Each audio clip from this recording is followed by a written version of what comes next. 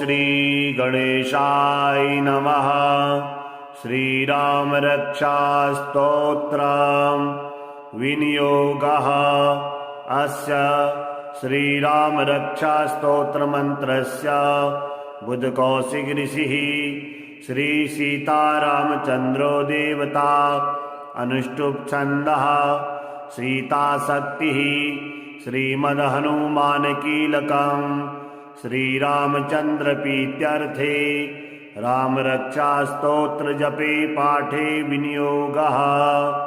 ध्यानम् ध्यायेदाजानुबाहुं धृतशरधनुषं बद्धपद्मासनस्थं पीतं वासोवसानं नवकमलदलस्पर्धिनेत्रं प्रसन्नं वामाङ्कारूढसीता मुखकमलमिल्लोचनं नीरदाभं नानालङ्कारदीप्तं ददतमुरजटामण्डनं रामचन्द्रं चरितं रघुनाथस्य शतकोटिप्रविस्तरम् एकैकमक्षरं पुंसां महापातकनाशनं ध्यात्वा नीलोत्पलश्यामं रामं राजीवलोचनं जानकीलक्ष्मणोपेतं जटामुकुटमण्डितं सासीतोणधनुर्बाणापाणिं नक्तं चरान्तकम् स्वलीलया जगत्त्रातुम् आविर्भूतम् अजं विभुम्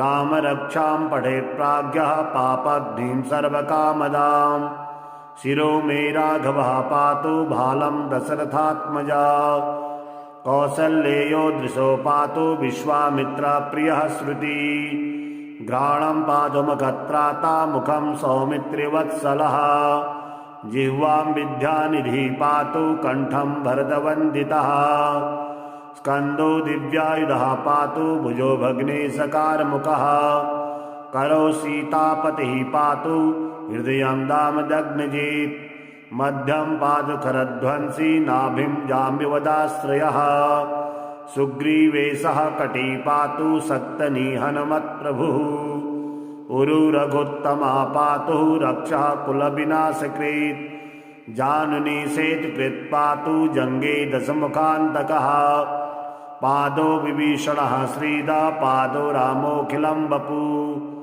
एतां रामबलोपेतां रक्षां यः सुकृती पठेत् सचिरायुः सुखी पुत्री विजयी विनयी भवेत् पातालभूतलव्योमाचारणच्छद्मचारिणः न दृष्टमपि शस्ताक्षे रक्षितां रामनामभिः रामेति रामभद्रेति रामचन्द्रेति वा स्मरन् नरो न लिप्यते पापे भुक्तिं मुक्तिं च विन्दति जगज्जयगेत्रमन्त्रेण रामनाम्नाभिरक्षितं यः कण्ठे धारयेत् तस्य करस्थाः सर्वसिद्धयः वज्रपञ्जरनामेदं यो रामकवचं स्मरेत् अव्याहताज्ञा सर्वत्र लभते जयमङ्गलम् आदिष्टवान् यथा स्वप्ने रामरक्षामिमां हरः तथा लिखितवान् प्रातः प्रबुद्धो बुधकौशिकः आरामाकलवीक्षाणां विरामः सकलापदाम्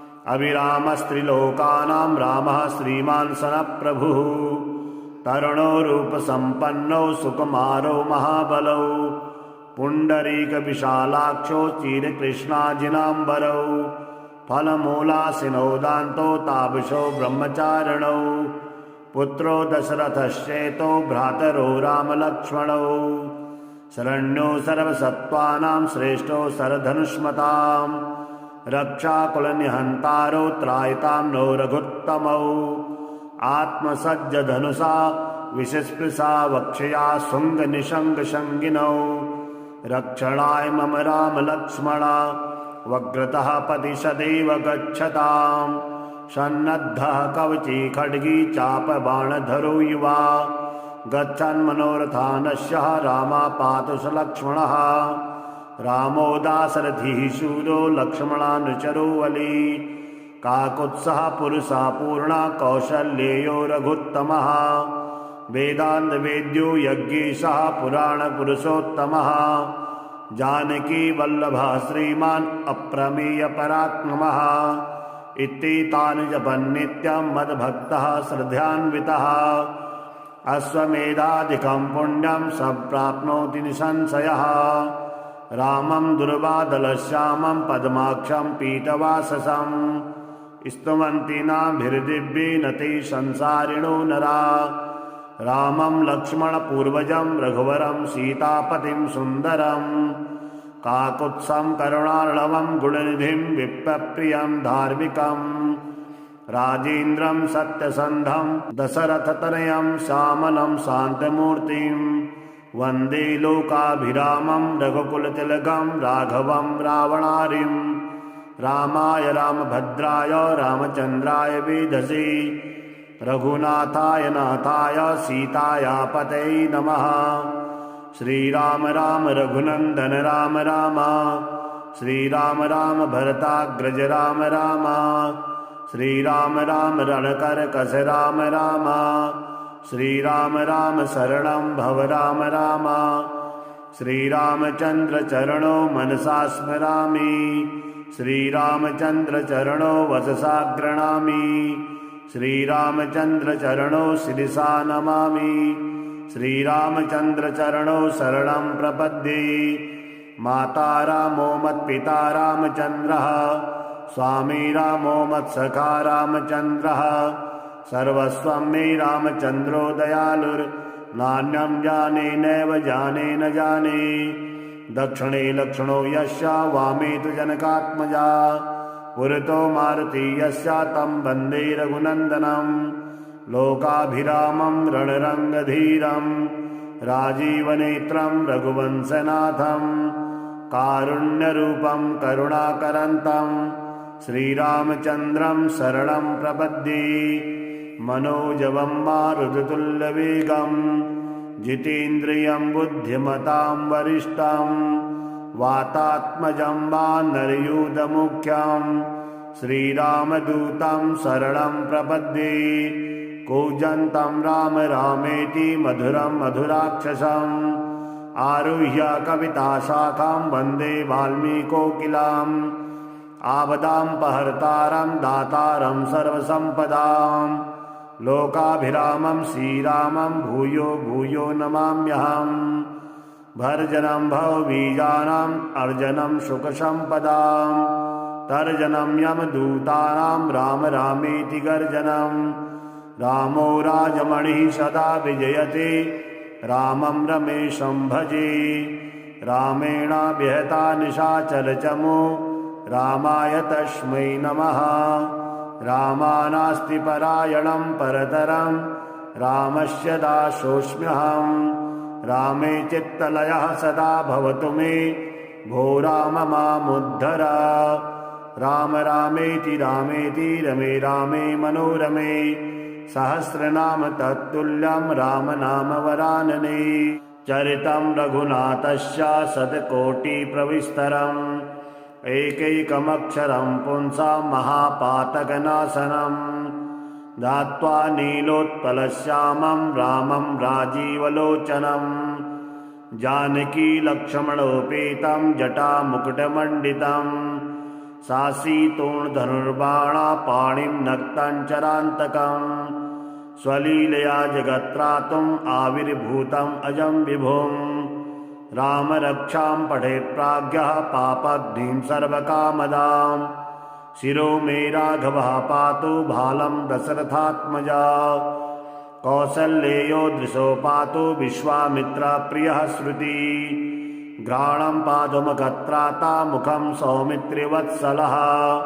जिह्वां विद्यानिधिः पातु कण्ठं भरतवन्दितः। स्कन्दो दिव्यायुधः पातु भुजो भग्नेशकारमुखः। करो सीतापतिः पातु हृदयं दामदग्नजित्। मध्यं पातु करध्वंसी नाभिं जाम्बवदाश्रयः। सुग्रीवेशः कटी पातु सक्तनिहनमत्प्रभुः। उरु रघुत्तमः पातु रक्षः कुलविनाशकृत्। जानुनी सेतुकृत् पातु जङ्गे दशमुखान्तकः। पादो विभीषणः श्रीदा पादो रामोऽखिलं वपु। एतां रामबलोपेतां रक्षां यः सुकृती पठेत् सचिरायुः सुखी पुत्री विजयी विनयी भवेत्। पातालभूतलव्योमाचारणच्छद्मचारिणः न दृष्टमपि शस्ताक्षे रक्षितां रामनामभिः। रामेति रामभद्रेति रामचन्द्रेति वा स्मरन् नरो निलिप्यते पापै भुक्तिं मुक्तिं च विन्दति। जगज्जयगेत्रमन्त्रेण रामनाम्नाभिरक्षितम् यः कण्ठे धारयेत् तस्य करस्थाः सर्वसिद्धयः। वज्रपञ्जरनामेदं यो रामकवचं स्मरेत् अव्याहताज्ञा सर्वत्र लभते जयमङ्गलम्। आदिष्टवान् यथा स्वप्ने राम रक्षामि मां हरः तथा लिखितवान् प्रातः प्रबुद्धो बुधकौशिकः। आरामाकलवृक्षाणां विरामः सकलापदाम् अविरामस्त्रिलोकानां रामः श्रीमान् सनप्रभुः। तरुणो रूपसम्पन्नौ सुकुमारो महाबलौ पुण्डरीकविशालाक्षो चिरकृष्णाजिनाम्बरौ। फलमूलासिनो दान्तो तापसो ब्रह्मचारिणौ पुत्रो दशरथश्चेतो भ्रातरो रामलक्ष्मणौ। शरण्यो सर्वसत्त्वानां श्रेष्ठो सरधनुष्मतां रक्षाकुलनिहन्तारो त्रायतां नो रघुत्तमौ। आत्मसज्जधनुषा विशस्पृशा वक्षया शुङ्गनिशङ्गशङ्गिनौ रक्षणाय मम रामलक्ष्मणा वक्रतः पति सदैव गच्छताम्। सन्नद्धः कवची खड्गी चापबाणधरो युवा गच्छन्मनोरथानस्य रामा पातु स लक्ष्मणः। रामो दाशरथिः शूरो लक्ष्मणानुचरो वली काकुत्सः पुरुषः पूर्णा कौशल्येयो रघुत्तमः। वेदान्तवेद्यो यज्ञेशः पुराणपुरुषोत्तमः। जानकी वल्लभः श्रीमान् अप्रमेय पराक्रमः। इत्येतानि जपन्नित्यं मद्भक्तः श्रद्धान्वितः। अश्वमेधादिकं पुण्यं सम्प्राप्नोति निसंशयः। रामं दुर्वादलश्यामं पद्माक्षं पीतवाससं स्तुवन्ति नाभिर्दिव्येन ते संसारिणो नरा। रामं लक्ष्मणपूर्वजं रघुवरं सीतापतिं सुन्दरं काकुत्सं करुणार्णवं गुणनिधिं विप्रप्रियं धार्मिकं। राजेन्द्रं सत्यसन्धं दशरथतनयं श्यामलं शान्तमूर्तिं वन्दे लोकाभिरामं रघुकुलतिलकं राघवं रावणारिं। रामाय रामभद्राय रामचन्द्राय वेधसे रघुनाथाय नाथाय सीताया पतये नमः। श्रीराम राम रघुनन्दन राम राम श्रीराम राम भरताग्रज राम राम श्रीराम राम रणकरकस राम राम श्रीराम राम शरणं भव राम राम। श्रीरामचन्द्र चरणो मनसा स्मरामि श्रीरामचन्द्र चरणो वचसा गृह्णामि श्रीरामचन्द्र चरणो शिरसा नमामि श्रीरामचन्द्र चरणो शरणं प्रपद्ये। माता रामो मत्पिता रामचन्द्रः स्वामी रामो मत्सखा रामचन्द्रः सर्वस्वं मे रामचन्द्रो दयालुर्नान्यं जाने नैव जाने न जाने। दक्षिणे लक्ष्मणो यस्य वामे तु जनकात्मजा पुरतो मारुति यस्य तं वन्दे रघुनन्दनं। लोकाभिरामं रणरङ्गधीरं राजीवनेत्रं रघुवंशनाथं कारुण्यरूपं करुणाकरन्तं श्रीरामचन्द्रं शरणं प्रपद्ये। मनोजवं मारुततुल्यवेगं जितेन्द्रियं बुद्धिमतां वरिष्ठं वातात्मजं वानरयूथमुख्यं श्रीरामदूतं शरणं प्रपद्ये। कूजन्तं राम रामेति मधुरं मधुराक्षसम् आरुह्य कविताशाखां वन्दे वाल्मीकोकिलाम्। आपदापहर्तारं दातारं सर्वसम्पदां लोकाभिरामं श्रीरामं भूयो भूयो नमाम्यहम्। भर्जनं भवबीजानाम् अर्जनं सुखसम्पदां तर्जनं यमदूतानां राम रामेति गर्जनं रामो राजमणिः सदा विजयते रामं रमेशं भजे रामेणाभिहता निशाचरचमो रामाय तस्मै नमः रामानास्ति परायणं परतरं रामस्य दासोऽस्म्यहं रामे चित्तलयः सदा भवतु मे भो राम मामुद्धर राम रामेति रमे रामे मनोरमे सहस्रनाम तत्तुल्यं राम नाम वरानने चरितं रघुनाथस्य शतकोटिप्रविस्तरम् एकैकमक्षरं पुंसां महापातकनाशनं दात्वा नीलोत्पलश्यामं रामं राजीवलोचनं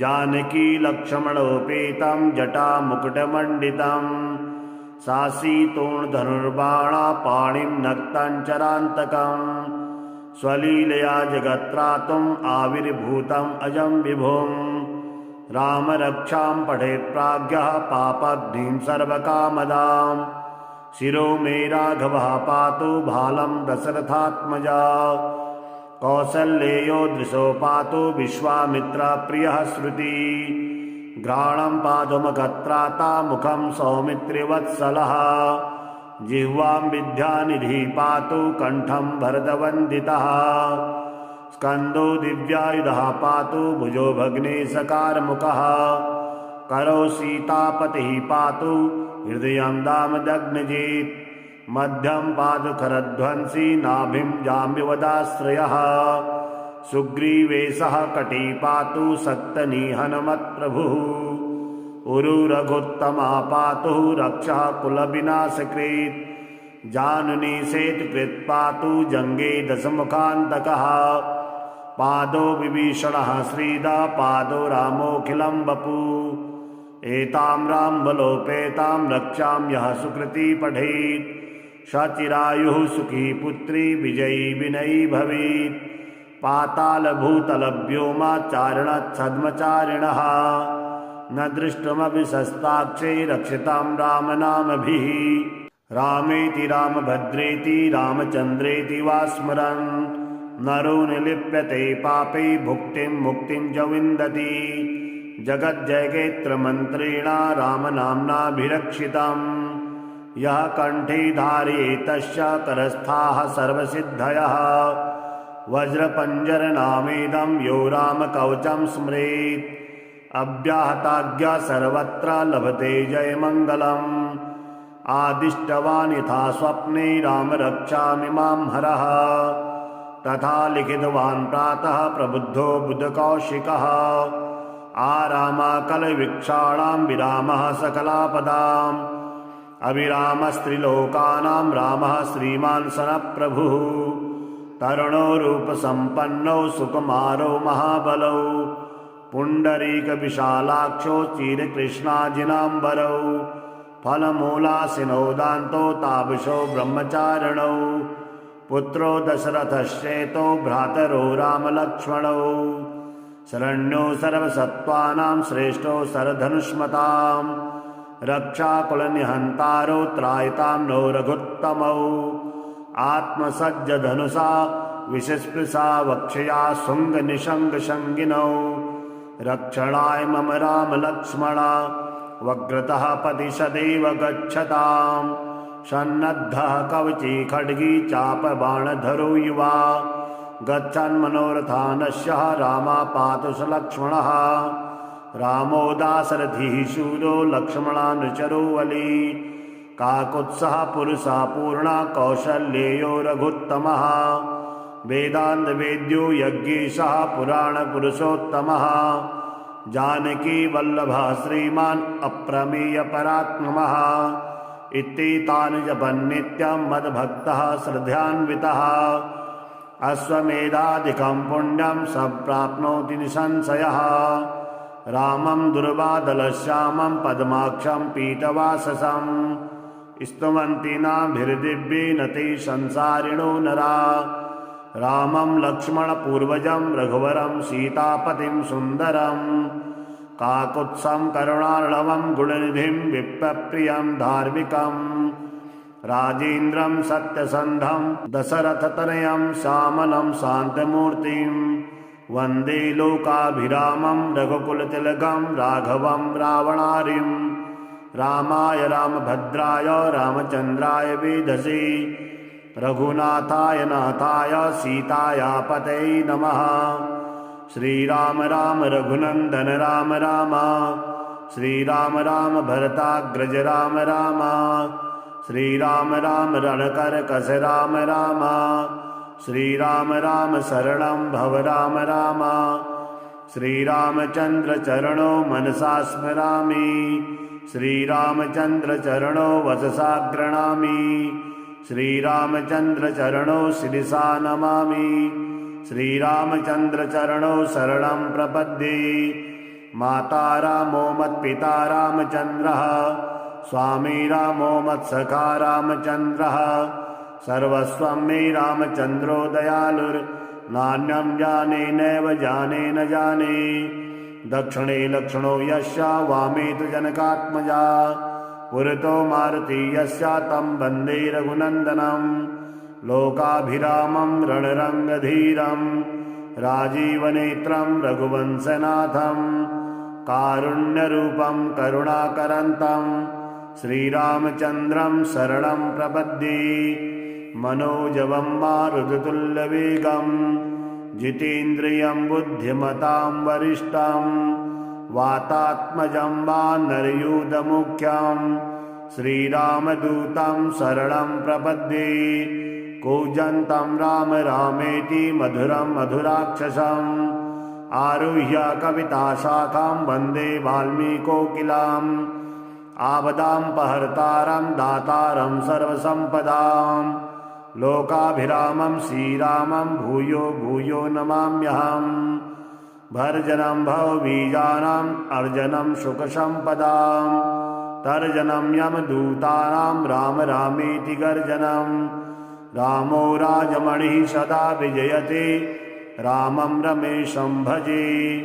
रामेणाभिहता निशाचरचमो रामाय तस्मै नमः। रामानास्ति परायणं परतरं रामस्य दासोऽस्म्यहं। रामे चित्तलयः सदा भवतु मे भो राम मामुद्धर। राम रामेति रामेति रमे रामे मनोरमे सहस्रनाम तत्तुल्यं राम नाम वरानने। चरितं रघुनाथस्य शतकोटिप्रविस्तरम् एकैकमक्षरं पुंसां महापातकनाशनं धात्वा नीलोत्पलश्यामं रामं राजीवलोचनं जानकी लक्ष्मणोपेतं जटामुकुटमण्डितं सासीतोणधनुर्बाणापाणिं नक्तं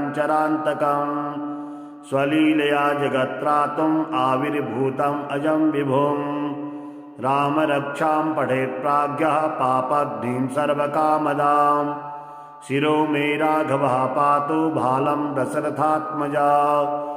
कौसल्येयो दृशो पातु विश्वामित्रप्रियः श्रुति घ्राणं पादुमकत्राता मुखं सौमित्रिवत्सलः जिह्वां विद्यानिधिः पातु कण्ठं भरतवन्दितः स्कन्दो दिव्यायुधः पातु भुजो भग्नेशकारमुखः करौ सीतापतिः पातु हृदयं दामदग्नजित् मध्यं पातु खरध्वंसी नाभिं जाम्बवदाश्रयः सुग्रीवेशः कटी पातु सक्तनिहनमत्प्रभुः उरुरघुत्तमा पातु रक्षः कुलविनाशकृत् जानुनी सेतुकृत् पातु जङ्गे दशमुखान्तकः पादो विभीषणः श्रीदा पादो रामोऽखिलं वपु एतां रामबलोपेतां रक्षां यः सुकृती पठेत् सचिरायुः सुखी पुत्री विजयी विनयी भवेत्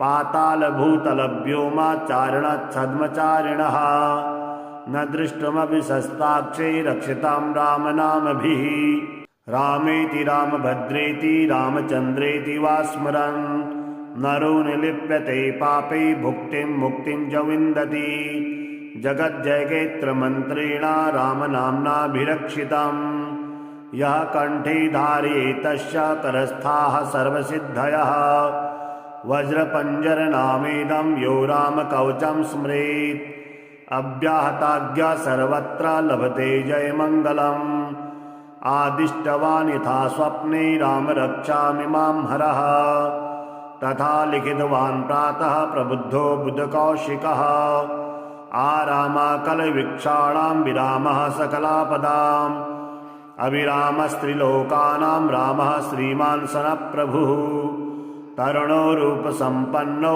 सुकुमारो महाबलौ पुण्डरीकविशालाक्षो चिरकृष्णाजिनाम्बरौ फलमूलासिनो दान्तो तापसो ब्रह्मचारिणौ पुत्रो दशरथश्चेतो भ्रातरो रामलक्ष्मणौ शरण्यो सर्वसत्त्वानां श्रेष्ठो सरधनुष्मताम् रक्षाकुलनिहन्तारो त्रायतां नो रघुत्तमौ आत्मसज्जधनुषा विषस्पृशा वक्षया शुङ्गनिशङ्गशङ्गिनौ रक्षणाय मम रामलक्ष्मणा वग्रतः पति सदैव गच्छताम् सन्नद्धः कवची खड्गी चापबाणधरो युवा गच्छन्मनोरथानस्य रामापातु स लक्ष्मणः रामो दाशरथिः शूरो लक्ष्मणानुचरो वली काकुत्सः पुरुषः पूर्णा कौशल्येयो रघुत्तमः वेदान्तवेद्यो यज्ञेशः पुराणपुरुषोत्तमः जानकी वल्लभः श्रीमान् अप्रमेयपराक्रमः इत्येतानि जपन्नित्यं मद्भक्तः श्रद्धान्वितः अश्वमेधादिकं पुण्यं सम्प्राप्नोति निसंशयः रामं दुर्वादलश्यामं पद्माक्षं पीतवाससं स्तुवन्ति नाभिर्दिव्येन ते संसारिणो नरा रामं लक्ष्मणपूर्वजं रघुवरं सीतापतिं सुन्दरं काकुत्सं करुणार्णवं गुणनिधिं विप्रप्रियं धार्मिकं राजेन्द्रं सत्यसन्धं दशरथतनयं श्यामलं शान्तमूर्तिं वन्दे लोकाभिरामं रघुकुलतिलकं राघवं रावणारिं रामाय रामभद्राय रामचन्द्राय वेधसे रघुनाथाय नाथाय सीताया पतये नमः श्रीराम राम रघुनन्दन राम राम श्रीराम राम भरताग्रज राम राम श्रीराम राम रणकरकस राम राम श्रीराम राम शरणं भव राम राम श्रीरामचन्द्र चरणो मनसा स्मरामि श्रीरामचन्द्र चरणो वचसा गृह्णामि श्रीरामचन्द्र चरणो शिरसा नमामि श्रीरामचन्द्र चरणो शरणं प्रपद्ये माता रामो मत्पिता रामचन्द्रः स्वामी रामो मत्सखा रामचन्द्रः सर्वस्वं मे रामचन्द्रो दयालुर्नान्यं जाने नैव जाने न जाने दक्षिणे लक्ष्मणो यस्य वामे तु जनकात्मजा पुरतो मारुति यस्य तं वन्दे रघुनन्दनं लोकाभिरामं रणरङ्गधीरं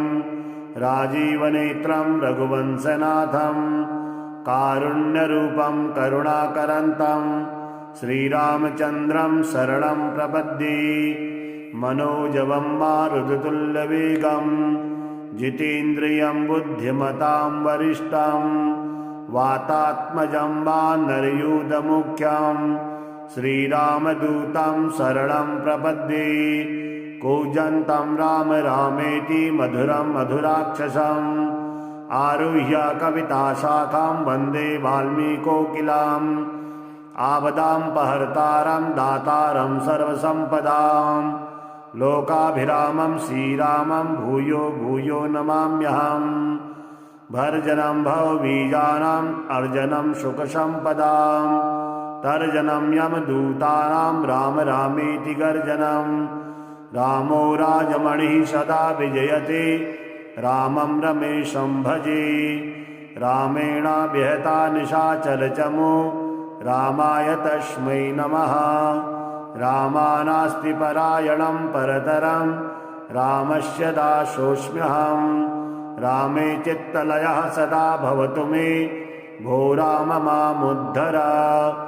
राम रामेति रामेति रमे रामे मनोरमे सहस्रनाम तत्तुल्यं राम नाम वरानने। चरितं रघुनाथस्य शतकोटिप्रविस्तरम् एकैकमक्षरं पुंसां महापातकनाशनम् ध्यात्वा नीलोत्पलश्यामं रामं राजीवलोचनम् जानकी लक्ष्मणोपेतं जटामुकुटमण्डितं सासीतोर्धनुर्बाणा पाणिं नक्तञ्चरान्तकम् स्वलीलया जगत्त्रातुम् आविर्भूतम् अजं विभुम् राम रक्षां पठेत् प्राज्ञः पापघ्नीं सर्वकामदाम् शिरो मे राघवः पातु भालं दशरथात्मजा कौसल्येयो दृशो पातु विश्वामित्रप्रियः श्रुति घ्राणं पादुमगत्राता मुखं सौमित्रिवत्सलः जिह्वां विद्यानिधिः पातु कंठं भरतवन्दितः स्कन्दो दिव्यायुधः पातु भुजो भग्नेशकारमुखः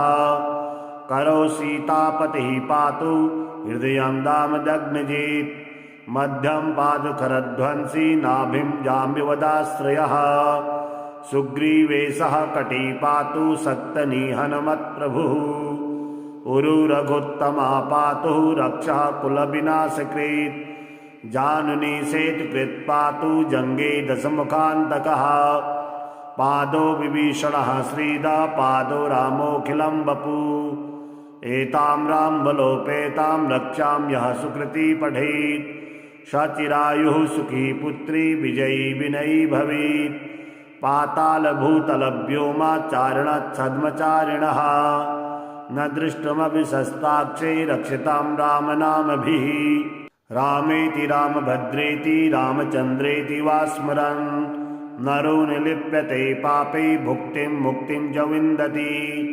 जगज्जयगेत्रमन्त्रेण रामनाम्नाभिरक्षितम् यः कण्ठे धारयेत् तस्य करस्थाः सर्वसिद्धयः वज्रपञ्जरनामेदं यो रामकवचं स्मरेत् अव्याहताज्ञा सर्वत्र लभते जयमङ्गलम् आदिष्टवान् यथा स्वप्ने राम रक्षामि मां हरः तथा लिखितवान् प्रातः प्रबुद्धो बुधकौशिकः आरामाकलविक्षाणां विरामः सकलापदाम् अविरामस्त्रिलोकानां रामः श्रीमान् सनप्रभुः तरुणो रूपसम्पन्नो सुकुमारो महाबलौ पुण्डरीकविशालाक्षो चिरकृष्णाजिनाम्बरौ फलमूलासिनो दान्तो तापसो ब्रह्मचारिणौ पुत्रो दशरथश्चेतो भ्रातरो रामलक्ष्मणौ शरण्यो सर्वसत्त्वानां श्रेष्ठो सरधनुष्मतां रक्षाकुलनिहन्तारो त्रायतां नो रघुत्तमौ आत्मसज्जधनुषा विशस्पृशा वक्षया शुङ्गनिशङ्गशङ्गिनौ रक्षणाय मम रामलक्ष्मणा वक्रतः पति सदैव गच्छताम् सन्नद्धः कवची खड्गी चापबाणधरो युवा गच्छन् मनोरथानस्य रामा पातु स लक्ष्मणः रामो दाशरथिः शूरो लक्ष्मणानुचरो वली काकुत्सः पुरुषः पूर्णा कौशल्येयो रघुत्तमः वेदान्तवेद्यो यज्ञेशः पुराणपुरुषोत्तमः जानकी वल्लभः श्रीमान् अप्रमेयपराक्रमः इत्येतानि जपन्नित्यं मद्भक्तः श्रद्धान्वितः अश्वमेधादिकं पुण्यं सम्प्राप्नोति निसंशयः रामं दुर्वादलश्यामं पद्माक्षं पीतवाससं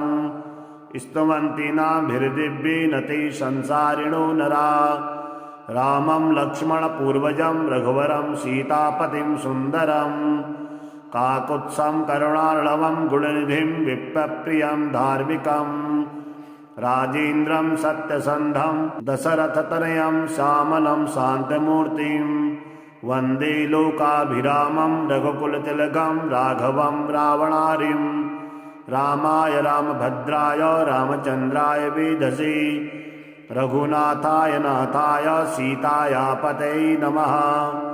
श्रीराम राम रघुनन्दन राम राम श्रीराम राम भरताग्रज राम राम, श्रीराम राम रणकरकस राम राम, श्रीराम राम शरणं भव राम राम, श्रीरामचंद्र चरणो मनसा स्मरामि, श्रीरामचंद्र चरणो वचसा गृह्णामि, श्रीरामचंद्र चरणो शिरसा नमामि, श्रीरामचंद्र चरणो शरणं प्रपद्ये। माता रामो मत्पिता रामचंद्रः, स्वामी रामो मत्सखा रामचंद्रः, सर्वस्वं मे रामचंद्रो दयालुर्नान्यं जाने नैव जाने न जाने। दक्षिणे लक्ष्मणो यस्य वामे तु जनकात्मजा, पुरतो मारुति यस्य तं वन्दे रघुनन्दनं। लोकाभिरामं रणरङ्गधीरं राजीवनेत्रं रघुवंशनाथं, कारुण्यरूपं करुणाकरन्तं श्रीरामचन्द्रं शरणं प्रपद्ये।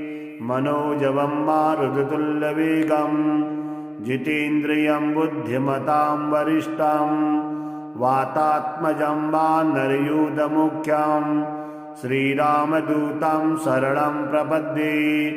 कूजन्तं राम रामेति मधुरं मधुराक्षसम्, आरुह्य कविताशाखां वन्दे वाल्मीकोकिलाम्। आपदामपहर्तारं दातारं सर्वसम्पदां, लोकाभिरामं श्रीरामं भूयो भूयो नमाम्यहम्। भर्जनं भवबीजानाम् अर्जनं सुखसम्पदां, तर्जनं यमदूतानां राम रामेति गर्जनं। रामो राजमणिः सदा विजयते, रामं रमेशं भजे। रामेणाभिहता निशाचरचमो, रामाय तस्मै नमः। रामानास्ति परायणं परतरं, रामस्य दासोऽस्म्यहम्। रामे चित्तलयः सदा भवतु मे, भो राम मामुद्धर। राम रामेति रामेति रमे रामे मनोरमे, सहस्रनाम तत्तुल्यं राम नाम वरानने। चरितं रघुनाथस्य शतकोटिप्रविस्तरम्, एकैकमक्षरं पुंसां महापातकनाशनं। दात्वा नीलोत्पलश्यामं रामं राजीवलोचनं, जानकीलक्ष्मणोपेतं जटामुकुटमण्डितं। सासीतोणधनुर्बाणापाणिं नक्तं चरान्तकं, स्वलीलया जगत्त्रातुम् आविर्भूतम् अजं विभुम्। राम रक्षां पठेत् प्राज्ञः पापग्निं सर्वकामदां, शिरो मे राघवः पातु भालं दशरथात्मजा। कौसल्येयो दृशो पातु विश्वामित्रप्रियः श्रुति, घ्राणं पादुमखत्राता मुखं सौमित्रिवत्सलः। जिह्वां विद्यानिधिः पातु कण्ठं भरतवन्दितः, स्कन्दो दिव्यायुधः पातु भुजो भग्नेशकारमुखः। करौ सीतापतिः पातु हृदयं दामदग्नजित्, मध्यं पातु खरध्वंसी नाभिं जाम्बिवदाश्रयः। सुग्रीवेशः कटी पातु सक्तनिहनमत्प्रभुः, उरुरघुत्तमः पातु रक्षः कुलविनाशकृत्। जानुनी सेतुकृत् पातु जङ्गे दशमुखान्तकः, पादो विभीषणः श्रीदा पादो रामोऽखिलं वपु। एतां रामबलोपेतां रक्षां यः सुकृती पठेत्, सचिरायुः सुखी पुत्री विजयी विनयी भवेत्। पातालभूतलव्योमाचारणच्छद्मचारिणः, न दृष्टमपि शस्ताक्षे रक्षितां रामनामभिः। रामेति रामभद्रेति रामचन्द्रेति वा स्मरन्, नरो निलिप्यते पापे भुक्तिं मुक्तिं च विन्दति। जगज्जयगेत्रमन्त्रेण रामनाम्नाभिरक्षितं, यः कण्ठे धारयेत् तस्य करस्थाः सर्वसिद्धयः।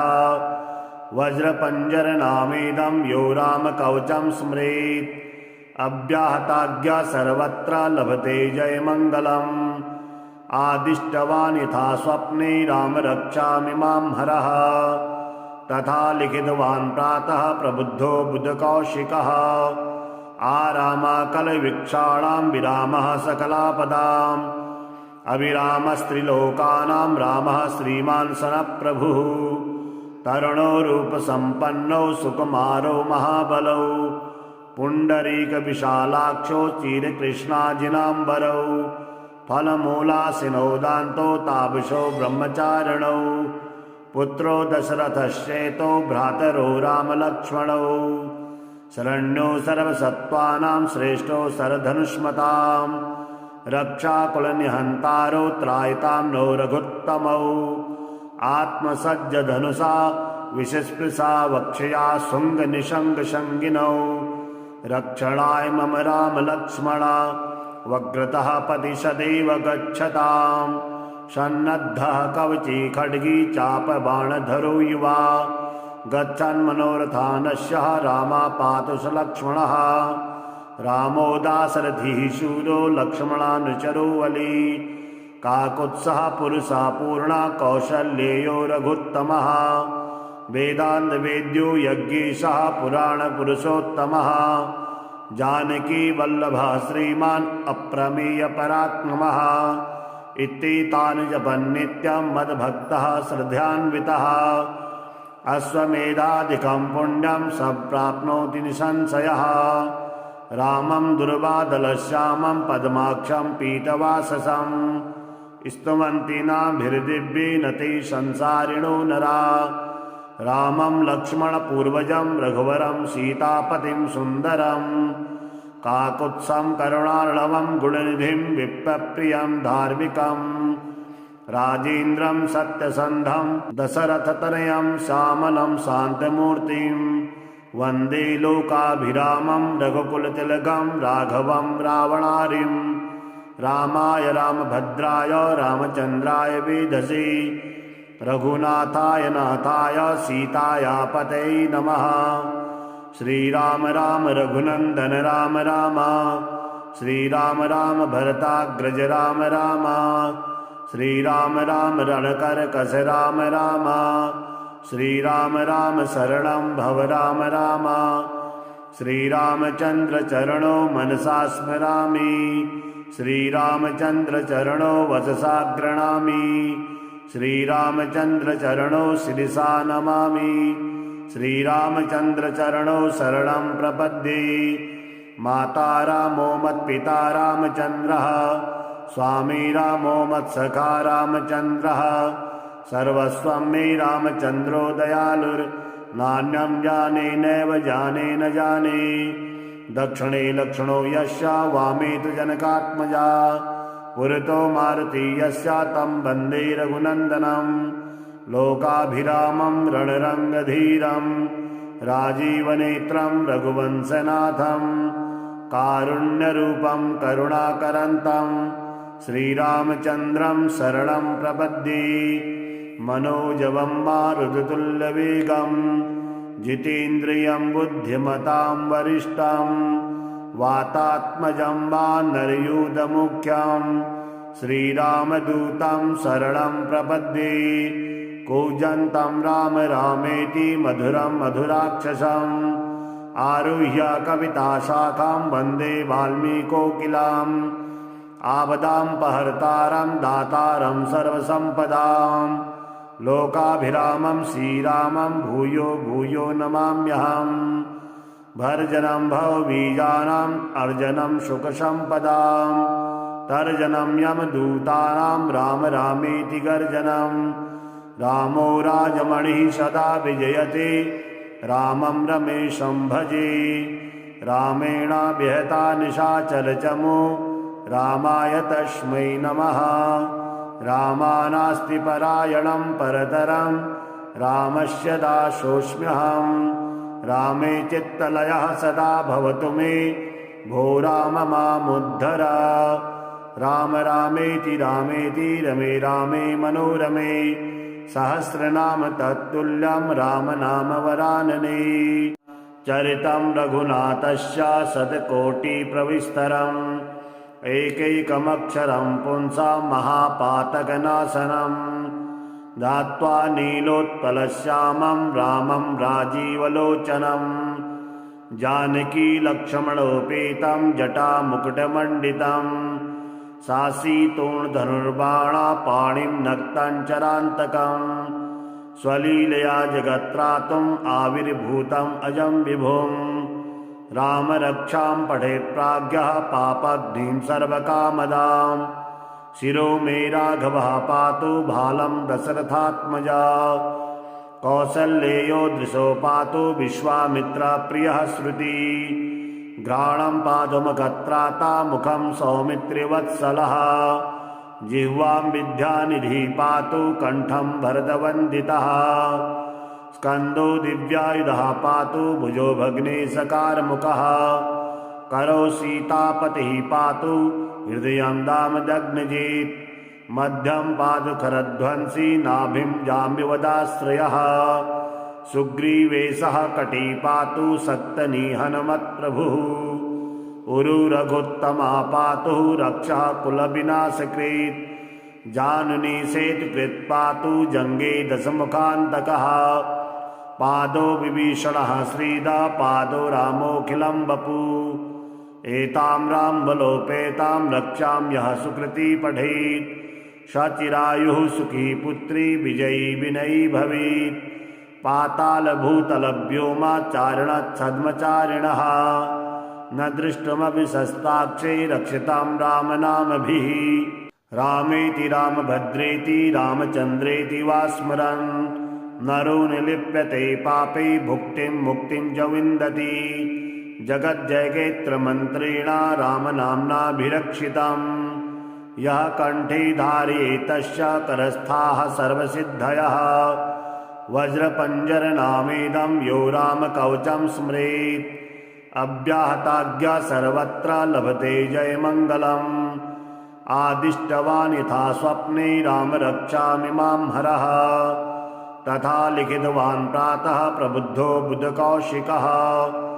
आरामाकलवीक्षाणां विरामः सकलापदाम् अभिरामस्त्रिलोकानां रामः श्रीमान् सनप्रभुः तरुणो रूपसम्पन्नो सुकुमारो महाबलौ पुण्डरीकविशालाक्षो चिरकृष्णाजिनाम्बरौ फलमूलासिनो दान्तो तापसो ब्रह्मचारिणौ पुत्रो दशरथश्चेतो भ्रातरो रामलक्ष्मणौ शरण्यो सर्वसत्त्वानां श्रेष्ठो सरधनुष्मतां रक्षाकुलनिहन्तारो त्रायतां नो रघुत्तमौ आत्मसज्जधनुषा विषस्पृशा वक्षया शुङ्गनिशङ्गशङ्गिनौ रक्षणाय मम रामलक्ष्मणा वग्रतः पति सदैव गच्छताम् सन्नद्धः कवची खड्गी चापबाणधरो युवा गच्छन्मनोरथानस्य रामापातु स लक्ष्मणः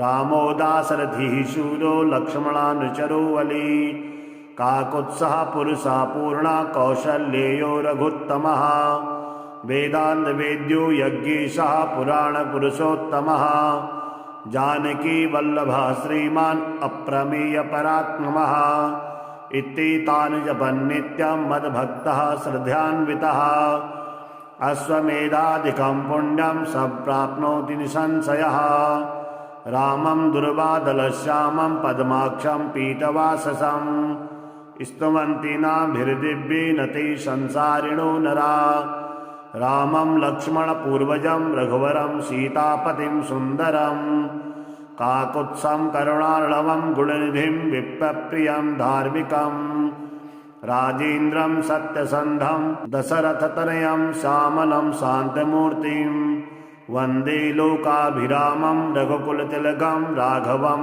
रावणारिं रामाय रामभद्राय रामचन्द्राय वेधसे रघुनाथाय नाथाय सीताया पतये नमः श्रीराम राम रघुनन्दन राम राम श्रीराम राम भरताग्रज राम राम श्रीराम राम रणकरकस राम राम श्रीराम राम शरणं भव राम राम श्रीरामचन्द्र चरणो मनसा स्मरामि श्रीरामचन्द्र चरणो वचसा गृह्णामि श्रीरामचन्द्र चरणो शिरसा नमामि श्रीरामचन्द्र चरणो शरणं प्रपद्ये माता रामो मत्पिता रामचन्द्रः स्वामी रामो मत्सखा रामचन्द्रः सर्वस्वं मे रामचन्द्रो दयालुर्नान्यं जाने नैव जाने न जाने दक्षिणे लक्ष्मणो यस्य वामे तु जनकात्मजा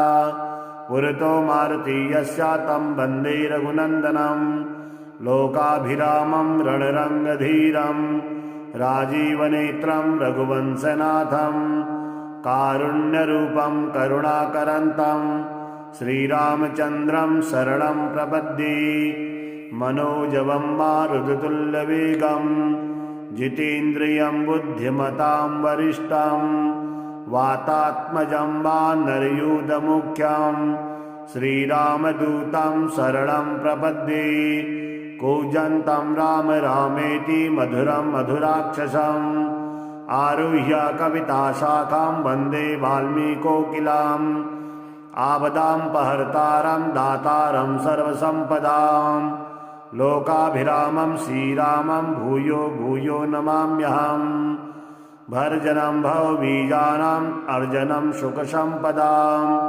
तर्जनं यमदूतानां राम रामेति गर्जनं रामो राजमणिः सदा विजयते रामं रमेशं भजे रामेणाभिहता निशाचरचमो रामाय तस्मै नमः रामानास्ति परायणं परतरं रामस्य दासोऽस्म्यहं रामे चित्तलयः सदा भवतु मे भो राम मामुद्धर राम रामेति रामेति रमे रामे मनोरमे सहस्रनाम तत्तुल्यं राम नाम वरानने।